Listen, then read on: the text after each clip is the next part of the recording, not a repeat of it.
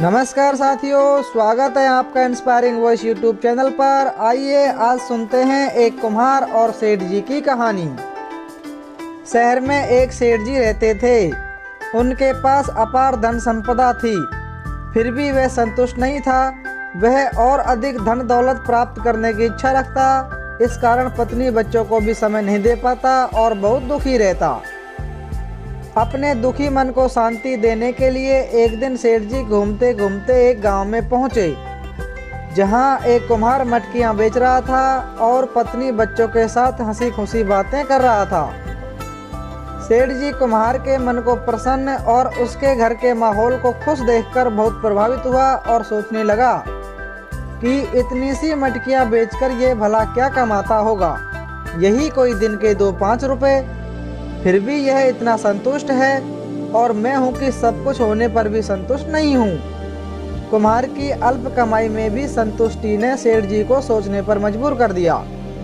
सेठ जी ने कुम्हार से मिलने की इच्छा जाहिर की। सेठ कुम्हार के घर गया।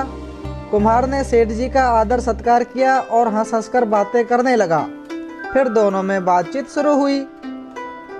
प्रजापति जी, बहुत प्रसन्न लग रहे हो, और सुनाइए, सेठ जी ने कहा।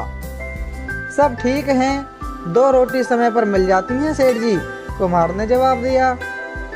क्या प्रजापति जी, 2 रोटियों के लिए खदान से मिट्टी लाते हो, उसे गलाते हो, फिर चौक पर मटकियां बनाते हो। इतनी मेहनत करने के बाद भी आपकी मटकी 2-3 रुपए की बिकती है। शहर चलिए और मेरे साथ व्यवसाय करिए, सेठ जी ने कुम्हार को सलाह देते हुए कहा। कुम्हार ने जवाब दिया, अपना मटकी बनाने का धंधा कर तो रहा हूँ सेठ जी। मेरे साथ धंधा करोगे तो ज्यादा पैसा कमा पाओगे प्रजापति जी, सेठ जी ने जवाब दिया। कुम्हार बोला, ज्यादा पैसों का क्या करूँगा मालिक। कुम्हार की इस बात को सुनकर सेठ जी को आश्चर्य हुआ और बोला, अरे पैसे का क्या करेगा, पैसा ही तो सब कुछ है आजकल। मेरे साथ चल, खूब पैसा कमाना और परिवार के साथ मौज मस्ती करना, आनंद में रहना। क्षमा करना साहब, क्या अब मैं आपको किसी परेशानी में दिख रहा हूँ? मेरा मतलब है आपको खुश नजर नहीं आ रहा? जरा ईमानदारी से बताना, कुम्हार ने मुस्कुराते हुए सेठ जी से कहा। इस सवाल ने सेठ जी को भीतर तक झकझोर दिया, क्योंकि वह पहले ही देख चुका था कि कुम्हार मटकियां बेचता हुआ अपने परिवार के साथ हंसी खुशी बातें कर रहा था। काफी देर सोच विचार करने के बाद सेठ जी बोले, हाँ प्रजापति जी, आपके चेहरे से ही मैं समझ पा रहा हूँ कि आप इस समय आनंद में हैं और खुश हैं। प्रजापति ने सेठ को समझाते हुए कहा, तो फिर क्या करूँगा ज़्यादा पैसा कमाकर। और हाँ, आनंद पैसों से प्राप्त नहीं किया जा सकता सेठ जी।